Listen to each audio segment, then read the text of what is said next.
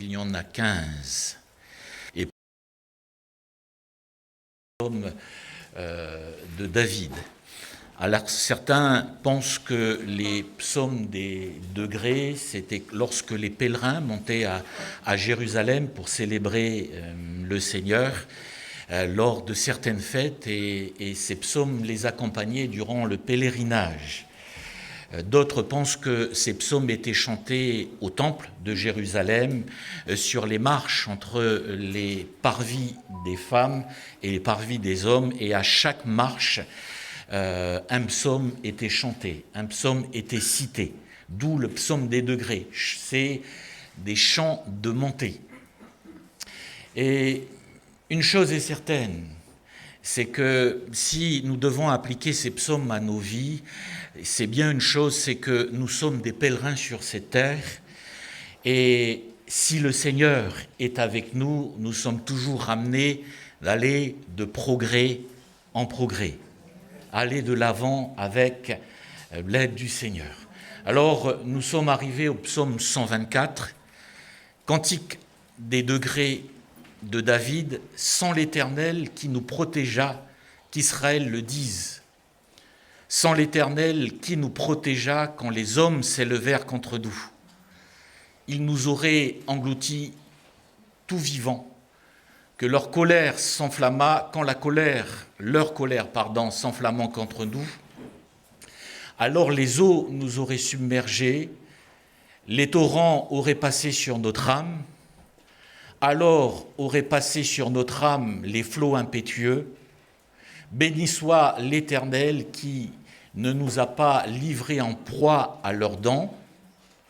Notre âme s'est échappée comme l'oiseau du filet de l'oiseleur. Le filet s'est rompu et nous sommes échappés. Notre secours est dans le nom de l'Éternel qui a fait les cieux et la terre. Amen. On pourrait lire également dans Matthieu, au chapitre 5, verset 38 jusqu'au verset 44, il est dit ceci: « Vous avez appris qu'il a été dit œil pour œil et dent pour dent. Mais moi je vous dis de ne pas résister aux méchants. Si quelqu'un te frappe sur la joue droite, présente-lui aussi l'autre. Si quelqu'un veut plaider contre toi et prendre ta tunique, laisse-lui encore ton manteau. Si quelqu'un te force à faire 1000, fais-en 2 avec lui. » On pourrait dire, Seigneur, ça suffit là. Donne à celui qui te demande et ne te détourne pas de celui qui veut emprunter de toi. Vous avez appris qu'il a été dit, tu aimeras ton prochain et tu haïras ton ennemi. Mais moi je vous dis, aimez vos ennemis, bénissez ceux qui vous maudissent, faites du bien à ceux qui vous haïssent et priez pour ceux qui vous maltraitent et qui vous persécutent. Amen. Le thème de mon message ce matin, c'est « Face à tes ennemis ». C'est un titre assez surprenant de dire « face à tes ennemis ». Pourquoi ? Parce que d'une manière générale, on dit souvent ou on entend parfois des personnes dire « mais un chrétien n'a pas d'ennemis » ou « un chrétien ne devrait pas avoir d'ennemis ». Parfois, c'est ce qu'on entend. Et pourtant, l'Écriture nous montre une chose, c'est que même si nous ne devons pas avoir des ennemis, il y a parfois des personnes qui nous traitent comme des ennemis. Alors, lorsque vous lisez le psaume 124, ici, l'ennemi est bien défini. Il est question ici des hommes qui sont capables de se soulever. L'Écriture nous montre que nous pouvons avoir un grand ennemi en parlant du diable, et la Bible nous dit ceci, que c'est l'ennemi de nos âmes.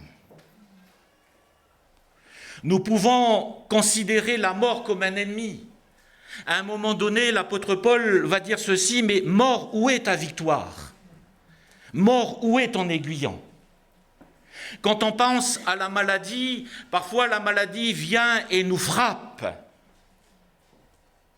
Et parfois on peut être à terre. On peut être brisé par la maladie. Lorsqu'on parle des épreuves, des vicissitudes de la vie, des grandes difficultés que nous pouvons rencontrer, on peut dire aussi que parfois les épreuves, on peut les considérer comme des ennemis aussi. Quand les hommes ont pris Jonas, l'équipage a pris Jonas, et l'équipage a jeté Jonas dans la mer, il va faire cette prière, et il va dire ceci, mais j'étais englouti jusqu'aux racines des montagnes, et les verrous de la terre m'avaient enfermé. Et là, il parle d'une tempête. Et on peut être confronté à toutes ces choses, mais notez que dans le psaume 124, il est question des hommes. Non pas de la maladie, non pas de la mort, non pas des épreuves qu'on pourrait avoir dans notre vie, ni de l'ennemi de nos âmes. Et pourtant, il ne faut pas négliger tout cela. Ici, il est question des hommes. Et on peut être confronté à une cruauté, une méchanceté, une haine sans nom, sans limite. Ici, les termes sont forts. Et David est un homme qui a eu dans sa vie bien des ennemis.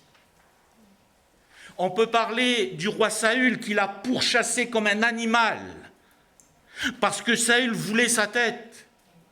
On peut penser à tous les ennemis du peuple d'Israël, les Philistins, les Amoréens, les Ammonites, ces peuples qui combattaient Israël. On peut penser aussi à Absalom, son propre fils qu'il trahit.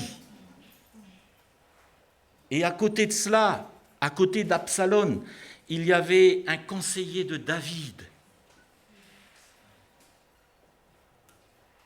un conseiller précieux qui l'a trahi. Et David, lorsqu'il est confronté à tous ses ennemis, il s'exprime de cette manière, il dit, mais il y a parfois de l'être humain une cruauté sans nom. Il dit, mais les ennemis sont même prêts à nous enterrer vivants.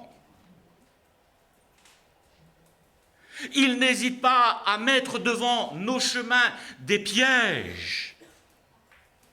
Et on peut se retrouver parfois être comme un oiseau dans le filet de l'oiseleur.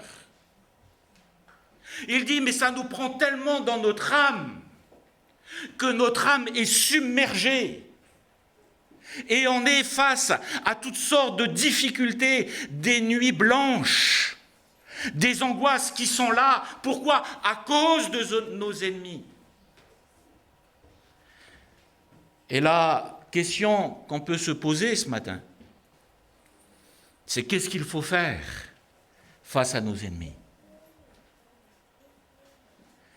Le psalmiste dit ceci, devant les difficultés que nous pouvons rencontrer, la première des choses, il dit, mais le secours se trouve dans le nom de l'Éternel. C'est-à-dire que face à nos ennemis, notre secours est en Dieu. Dans le psaume 60 et le verset 12, il est dit, avec Dieu, on le chante, nous ferons des exploits. Et il est dit, et car c'est lui, il écrasera nos ennemis. Et le premier point que j'aimerais souligner, c'est que face à nos ennemis, et on le voit durant tout le psaume, où le psalmiste n'est pas à ce moment-là en disant « mais je vais rentrer en guerre ». Face à cette situation, on réalise une chose, c'est que le Seigneur nous demande une chose qui est extrêmement importante. C'est face à nos ennemis, il faut briser le cycle de la violence. Il faut briser le cycle de la haine. C'est pour ça que Jésus commence ce paragraphe en disant ceci: il a été dit, œil pour œil et dent pour dent. C'est une grande évolution, ça, dans la justice. Œil pour œil et dent pour dent. En d'autres termes, tu prends mon œil, je prends ton œil. C'est une évolution. Parce que le Seigneur est en train de dire, c'est pas parce que cette personne a percé ton œil qu'il faut cramer sa maison, qu'il faut exterminer son épouse et ses enfants, mais pour avoir une réponse équitable, si on te prend un œil, ben prends l'œil aussi de celui qui te l'a pris. Si on te prend une dent, va pas le tuer. Prends une dent. Pas deux, hein. Mais ça, c'était la loi du talion.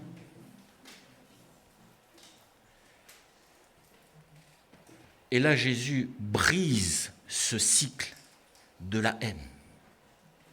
Il brise ce cycle de la violence. Où il dit ceci, mais moi je vous dis de ne pas résister aux méchants. En d'autres termes, là où il est dit, si on te prend un œil, ben prends son œil. Si on te prend une dent, prends-lui sa dent. Là, Jésus dit ceci, je vous dis de ne pas résister aux méchants. Il dit ici, mais ne rendez pas le mal pour le mal. C'est-à-dire que lorsqu'on est face à des ennemis qui veulent exprimer toute leur violence et qui le font, notre responsabilité, c'est de ne pas rendre le mal pour le mal. Et là, on brise le cycle. La deuxième chose qui est liée à ce point-là, c'est que le Seigneur nous dit, en brisant le cycle, il dit, mais à moi la vengeance et à moi la rétribution. Et je vous avoue, mes frères, que ce n'est pas toujours, mes frères et mes sœurs, ce n'est pas toujours facile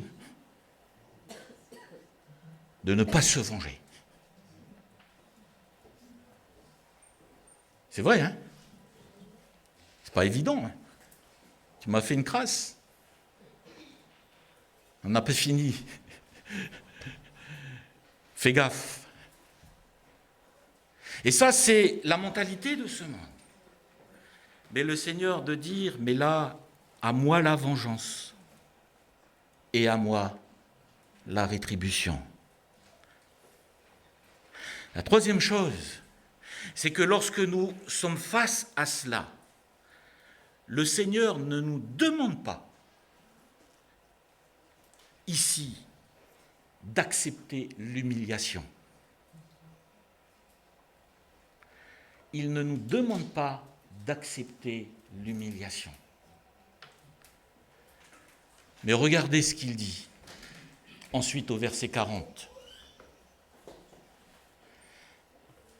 Si quelqu'un veut plaider contre toi et prendre ta tunique, laisse-lui encore ton manteau. Le Seigneur est en train de dire qu'il faut briser le cycle de la violence. Il ne faut pas se venger. Mais ne pas se venger, ça ne veut pas dire qu'il faut se faire écraser et se faire humilier. Il dit, mais s'il prend ta tunique, laisse-lui encore ton manteau.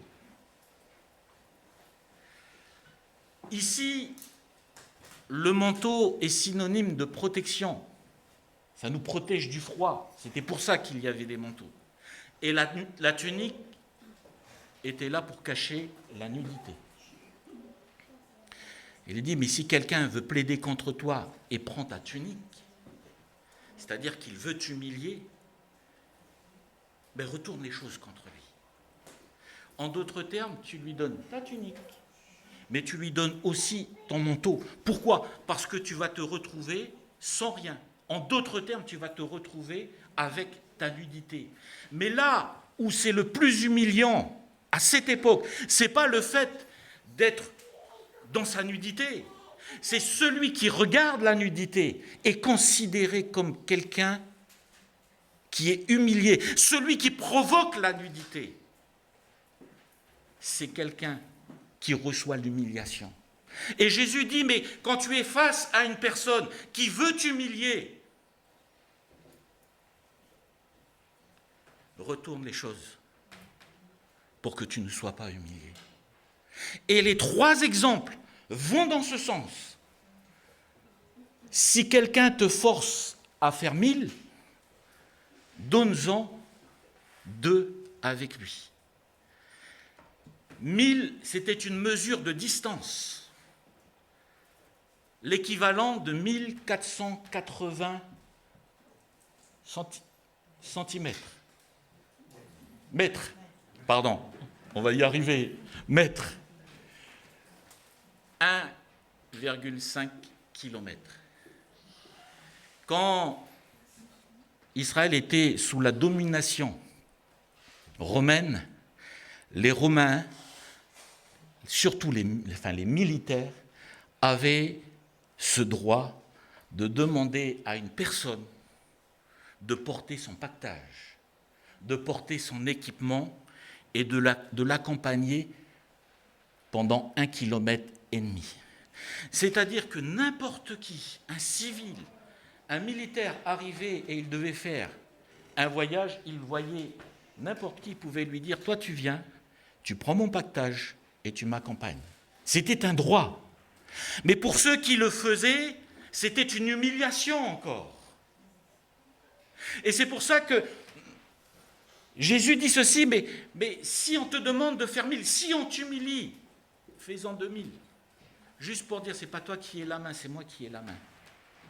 Tu veux m'humilier, mais je vais te dire que si je veux faire les choses, je vais au-delà de ce que toi tu veux m'imposer. Et là encore, le Seigneur nous montre que, ben oui, bien sûr, on peut être confronté à nos ennemis, mais ça ne veut pas dire qu'il faut qu'on se fasse comme une carpette. Hein. Des fois, il y a des chrétiens, ils sont là. Je prends une droite.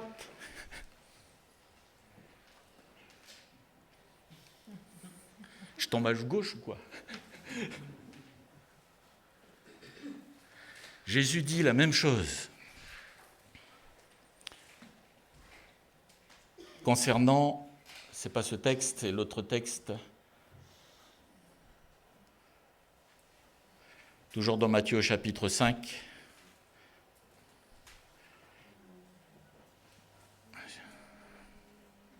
Excusez-moi. Hein. Le verset 39.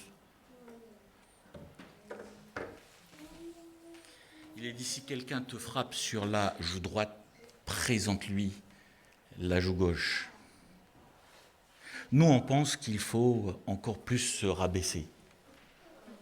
Il y a un jour un frère qui disait en rigolant, il est aussi écrit qu'il y a beaucoup de joie à donner qu'à recevoir.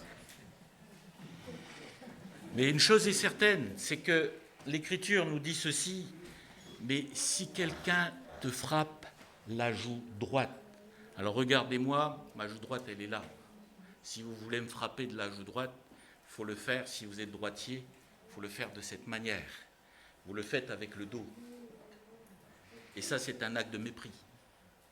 Quelqu'un qui frappe de cette manière, c'est un mépris qu'il exprime.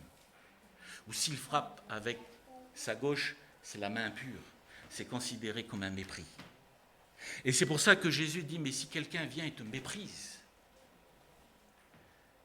place-toi au même niveau que lui, en disant, mais si tu dois me frapper, tu me frappes à la même égalité. Frappe la joue gauche. S'aperçoit d'une chose ici, c'est que face à nos ennemis, il n'est pas question pour nous de nous humilier. Vous allez me dire, mais le Seigneur a été humilié. Eh bien d'accord, hein? Mais la Bible nous dit ceci, qu'il s'est humilié lui-même. Il s'est humilié lui-même, se rendant obéissant jusqu'à la mort de la croix. Mais lui s'est humilié. Et notez que c'est un choix personnel de sa part. Parce que quand on vient se saisir de Jésus, la Bible nous dit qu'une corde vient se saisir de lui. On vient et on se saisit du Seigneur. Jésus leur dit, mais qui cherchez-vous? Il dit ça à ses soldats, mais qui cherchez-vous? Jésus de Nazareth. Et qu'est-ce que dit l'Écriture? Ils font tous un pas en arrière, tous par terre. Tous par terre. Ils font un pas en arrière et ils sont tous par terre. Jésus repose la question et là il se livre. Il se livre. Et quand il est question de son humiliation, bien sûr que Jésus s'est humilié. Bien sûr qu'il a été humilié, mais pourquoi il le fait? Pour nous sauver les uns et les autres. Pour nous donner les uns et les autres le salut. Mais l'Écriture nous dit ceci face à nos ennemis, qu'il faut briser le cycle de la violence, laisser la vengeance au Seigneur. Et par rapport à cela, nous sommes des enfants du roi des rois, ayant la tête haute. Et ne laissez pas les gens vous mépriser. Quand on voit les pharisiens qui viennent mépriser Jésus, Jésus ne passe pas par 4 chemins. Et il n'hésite pas à les confronter. Alors on arrive à l'essentiel du message de Jésus, où il est dit ceci, tu aimeras ton ennemi.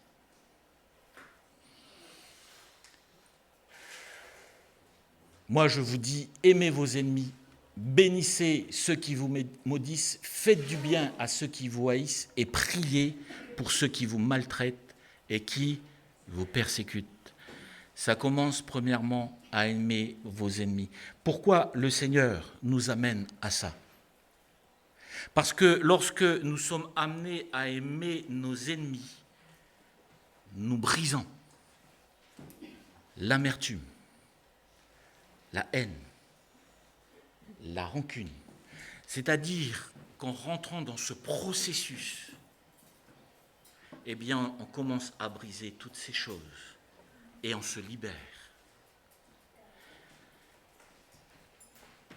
La loi divine, c'est « tu aimeras le Seigneur ton Dieu de tout ton cœur, de toute ton âme, de toute ta force et de toute ta pensée ».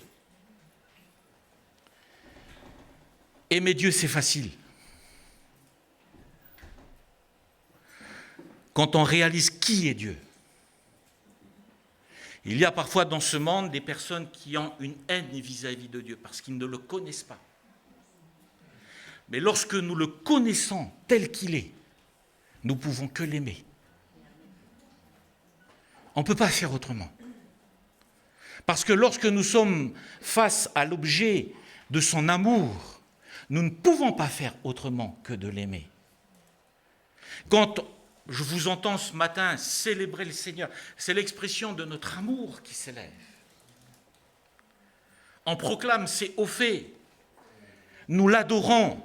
Nous lui donnons toute la louange qui lui est due. Nous célébrons le Seigneur. Pourquoi? Parce qu'à un moment donné, notre cœur a été touché par la grâce de Dieu. Et aimer Dieu, quand nous avons eu cette révélation, c'est facile. Aimer son prochain, c'est aussi facile. Quand vous avez autour de vous des personnes qui vous aiment, qui vous respectent, c'est facile. C'est bien d'accord. Pas de difficulté à aimer mon épouse, à aimer mes enfants. Pas de difficulté par rapport à ça. Et c'est normal, vous allez me dire. Quand on a en face de soi des personnes qui nous aiment. Mais la Bible nous dit ceci, aimez vos ennemis. Parce que notre réalité, et là on arrive à une réalité humaine, c'est lorsqu'on nous fait du mal, lorsqu'il y a une avalanche de haine et de méchanceté, la réaction qui est tout à fait normale, c'est la rancœur, l'amertume et l'animosité. Et c'est là où c'est extrêmement nécessaire de venir à Dieu. Parce que, humainement parlant, c'est impossible d'aimer ses ennemis. Quand quelqu'un vous a fait du mal, quand quelqu'un vous a fait du tort, c'est difficile d'aimer ses ennemis. C'est impossible. Mais là, on arrive à l'amour de Dieu, c'est que lorsque nous sommes dans cette situation, eh bien la seule chose, c'est apporter son cœur au Seigneur, en disant, Seigneur, tu vois mon cœur, tu vois les sentiments qui sont dans mon cœur et qui sont légitimes pour X raisons, je te les apporte pour que tu les transformes. Et mes frères et sœurs, on le dit souvent, on entend prêcher souvent, 10 000 fois, 20 000 fois, comme vous voulez, mais là, le pardon, c'est une puissance qui libère. Et c'est là où, face à des gens méchants, qui sont capables de générer tout cela en nous, Seigneur, je viens te déposer mon cœur pour que tu viennes transformer cela, que tu viennes changer cela, pour que ton amour abonde, parce que, humainement parlant, c'est impossible. On va pas tricher ce matin, on ne va pas dire des faussetés, c'est impossible. Il n'y a que l'action de Dieu dans notre cœur, l'action du Saint-Esprit dans notre cœur, qui puisse nous amener les uns et les autres à un moment donné, vivre cette parole et de dire « je suis capable d'aimer mon ennemi ». Mais ça commence toujours par une prise de conscience et une décision de soi de dire non, je ne veux pas rester dans la rancune, non, je ne veux pas rester dans l'amertume, non, je ne veux pas rester dans l'animosité. Seigneur, je prends cela et je te les donne. Parce que je veux que tu viennes transformer mon cœur et que dans mon cœur abonde l'amour et l'amour de Dieu. Et c'est pour ça que Jésus dit ceci, mais soyez pas humiliés. Relevez la tête. Mais maintenant, il y a une chose qui est fondamentale, c'est que vous avez besoin de dépendre de moi. C'est pour cela que le psalmiste, dans tout ça, il exprime la cruauté que l'être humain peut manifester. Mais dans tout cela, il dit, mais le secours se trouve dans le nom de l'Éternel. Parce que aimer nos ennemis, il n'y a que le Seigneur qui puisse faire ça dans mon cœur, dans nos cœurs, dans nos vies. Ensuite, il est dit, bénissez ceux qui vous maudissent. C'est les étapes. Quand on a été blessé, quand on a été humilié, quand on nous a fait mal, les sentiments viennent. Mais après les sentiments, ça ne s'arrête pas là. Les paroles viennent.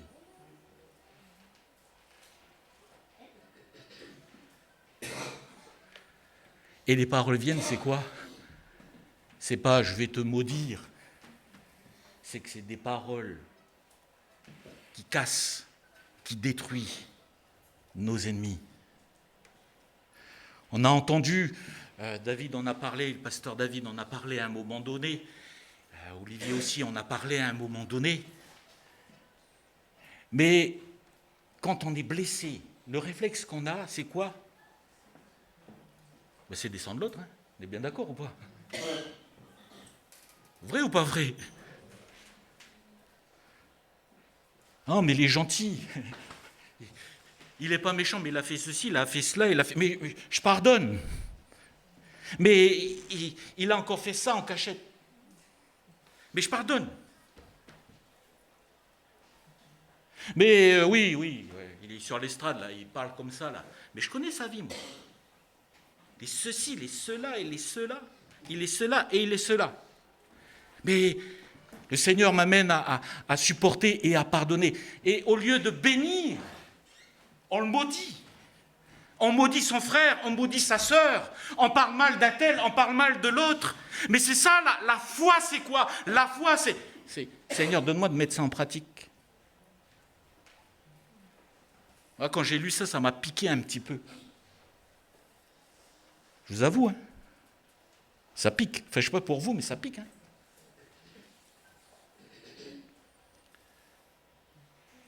Et on déverse. Et on déverse. Et pourquoi Jésus dit ceci? Bénissez ceux qui vous maudissent. Parce que quand on est dans cette perspective d'amour,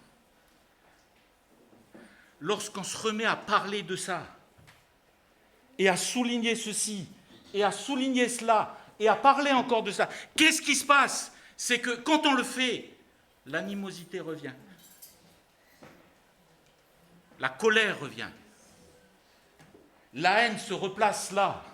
Et là où on a dit, Seigneur, on veut des victoires, l'animosité est revenue. Tu as besoin de libérer de ces choses. Seigneur, à toi, c'est difficile, mais Seigneur, à toi, la vengeance. À toi, la rétribution.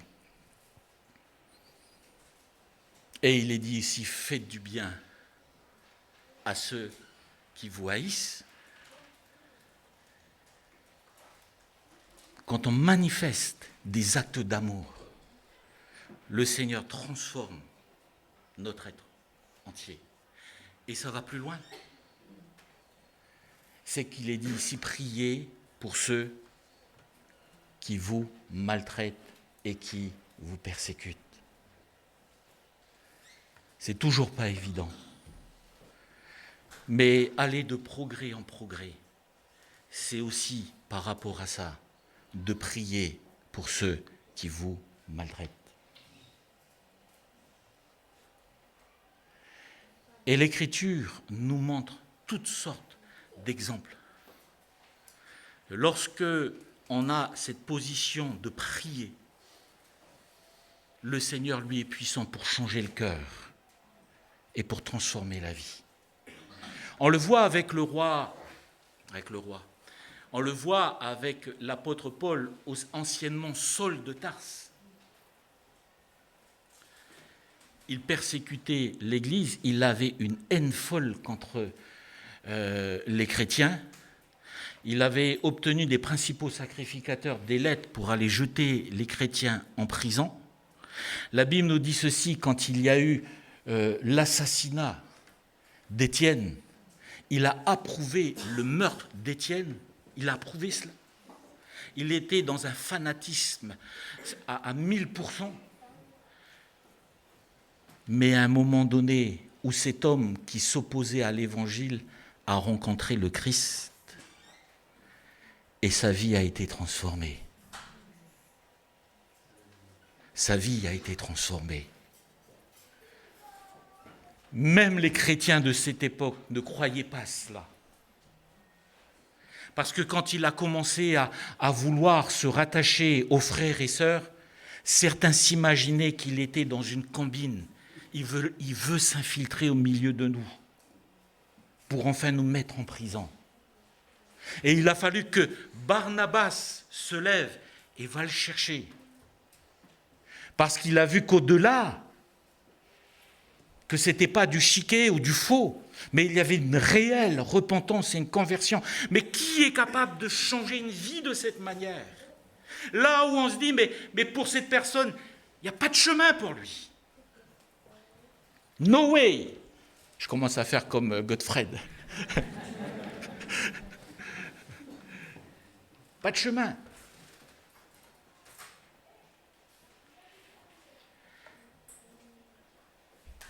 Mais Dieu a voyé au-delà de cela. Nicky Cruz, quand il a eu cet appel d'aller annoncer l'évangile à New York, dans les bas-fonds de New York, concernant, David Wilkerson, pour aller annoncer l'évangile à tous ces gangs, disait ceci dans son témoignage. Il est arrivé, il s'est garé, il a dû dormir dans sa voiture, il s'est réveillé, il n'y avait plus de roues sur sa voiture. Ils l'ont dépouillé. Et il avait en face de lui plein de haine. Et Nicky Cruz, chef de gang, l'a menacé à plusieurs reprises. Et à un moment donné, Nicky Cruz lui a dit « Mais si tu continues à annoncer ce message d'amour, si tu continues à dire cela, que Jésus t'aime, je vais te découper en 1000 morceaux. Alors il faut que tu arrêtes. » Et David Wilkerson lui a dit « Mais tu pourras me découper en 1000 morceaux. Mais les 1000 morceaux te crieront la même chose. Jésus t'aime. Jésus t'aime. » Et face à une telle violence, là où il aurait pu dire « je lâche l'affaire et je vais ailleurs », là où il y a une telle violence, il a prié pour ces jeunes, il a prié pour ces gangs, il a prié pour ces personnes qui étaient dans ce milieu-là, et Nicky Cruz, entre autres, s'est converti, et d'autres se sont donnés au Seigneur. Pourquoi ? Parce qu'à un moment donné, face à ceux qui le maltraitaient et qui le persécutaient, eh bien, il a pris le temps de prier pour eux. Que le Seigneur nous donne, mes frères et sœurs, d'avoir un cœur d'amour. Je sais que ce n'est pas facile. Et tout le long de notre vie, vous comme moi, on sera confrontés à cela. Seigneur, viens triompher de l'amertume. Seigneur, donne-moi de la patience par rapport à telle situation. Seigneur, garde ma bouche. Et si je dois l'ouvrir, que ça soit pour la gloire de ton nom. Mais Seigneur, donne-moi d'entrer dans la loi de l'Évangile. Mes frères et sœurs, marcher par la foi, c'est marcher selon les Écritures, c'est marcher selon l'enseignement de Jésus. Et que Dieu nous aide les uns et les autres, eh bien, à aller de l'avant. Et dans tout ça, faisons confiance au Seigneur. Parce que celui qui a et qui aura toujours le dernier mot, c'est le Seigneur, Jésus-Christ. On va prier le Seigneur. Alléluia.